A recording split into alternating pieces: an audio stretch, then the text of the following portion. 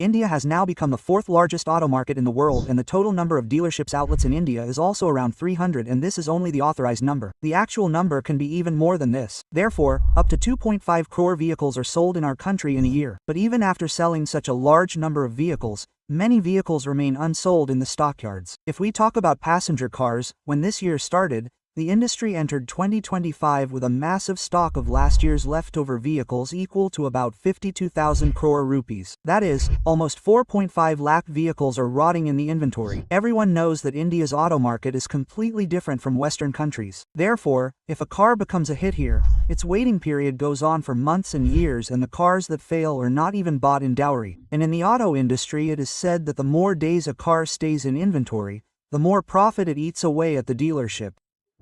This means that dealerships cannot keep a car with them forever just waiting for the car to be sold so that the inventory will be empty.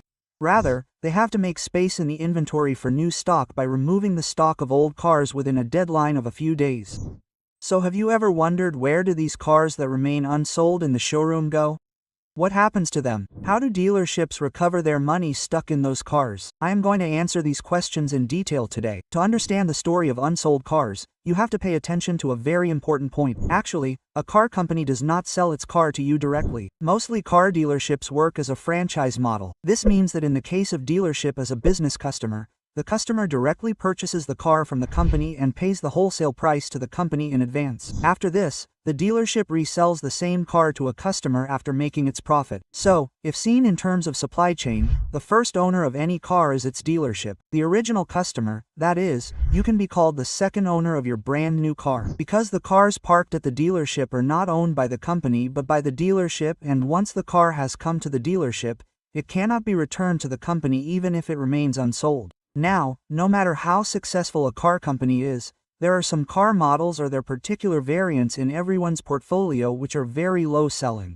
And such cars remain unsold in stock. Like Maruti Suzuki is the most successful car company in India, but even in its lineup, there are cars like Jimny and opposite, whose demand remains very low. So obviously such cars would be a burden for the dealerships. Now you must be thinking that when the dealerships have purchased a car directly from the company by paying money, then they can stock it for as long as they want. Why is there a pressure to remove the car from the inventory so quickly? So what actually happens is that mostly dealerships maintain stock on floor plan financing. What is this? Understand this too. Any dealership has to stock 20, 50 or 100 or more cars at a time in the showroom or stockyard. So even if we take out the average of 1 lakh rupees, then 20 cars will amount to 2 crore rupees, which the dealership will have to pay to the car company in advance. That means not every dealership can make such huge payments to the company directly from their pocket.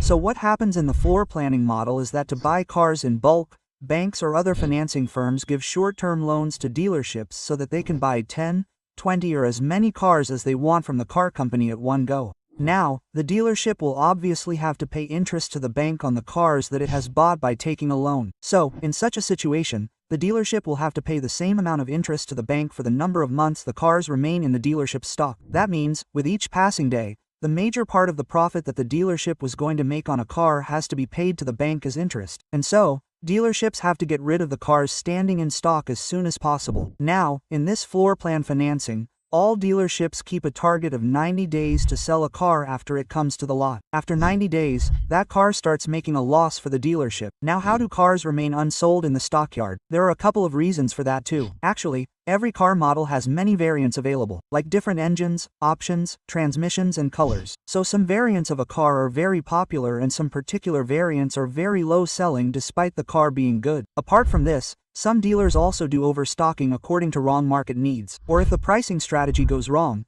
then also there is a problem in selling the car. And the biggest factor is facelift, that the dealership already has unsold cars of the previous model in stock and the company launches its new model or facelift. Then it is obvious that the old model will hardly sell. Now, to sell these unsold cars, dealerships adopt some clever methods. The first of these is deals and discounts. The timeline of the car starts as soon as it comes in the lot. In the period of 0 to 6 months, the dealerships first drop the sticker price of that unsold car. Now if there are only a few car models available, then the dealers reduce the price at their own level. And if a particular model is selling low at all dealerships, then the car maker himself announces hefty discounts. For example, take Skoda Sub. This fully imported car costs 54 lakh rupees ex-showroom, but when its countrywide poor sales came, Škoda directly dropped the price by 18 lakh rupees. Sometimes it also happens that the dealerships will offer more incentives to their salesmen so that they can convince more people for the same unsold car. If the price drop does not work, then the dealerships will also give you low interest or zero interest financing options on the car or will ask for even less down payment. If the car is not sold even after this, then the dealerships will also offer service packages on the unsold car. For example, extended warranty, maintenance package or free accessories can also be offered on the car. If the car is not sold even after 6 months,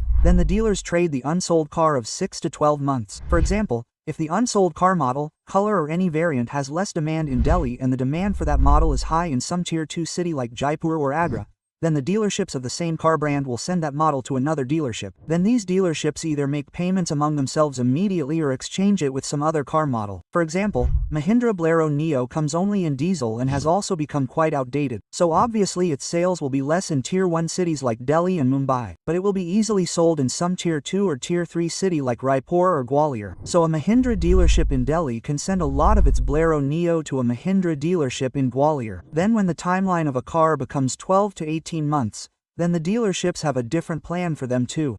Well, 12 months or 1 year is a lot of time for dealerships to sell any car. If the car is not sold even after heavy discounts and service packages, then inventory trading of dealerships is the strongest formula. By doing this, they sell the unsold car in some city or the other. But if the car remains unsold even after a year, then such cars are sold as leftover inventory or as previous models. Dealerships sell leftover cars or pre-facelift models at a very major price drop. If you are also not concerned about any specific model, then you can buy a pre-facelift model from the dealers at a very low price. But the value of these cars has already depreciated while they are standing in the dealership. That means the resale value will be very low, so you have to keep this thing in mind. But if a car remains unsold even after the 18-month timeline, then the dealerships have two options. If a few cars are lying unsold, then the dealership starts using them as loaner cars. That is, when an existing customer's car is being repaired at the dealership for several days, then the temporary car given to the customer for that period is a loaner car. This case is rarely seen in Aldo, but there are some brands like Jeep. If a customer's car remains in the workshop for more than 96 hours, then Jeep provides a loaner car to its customer. Well, this was the case of 1 or 2 unsold car models. But when a large lot of cars remains unsold, then the dealerships will either auction the entire lot through dealer-to-dealer auction, in which only licensed dealerships can participate, and if things don't work out there, then the dealerships hold public auctions of these cars, in which generally private companies or flood services participate and collect a lot of cars at a very low price. But in these auctions, these unsold cars are not sold as new cars but as pre-owned cars. But very few unsold cars reach auction.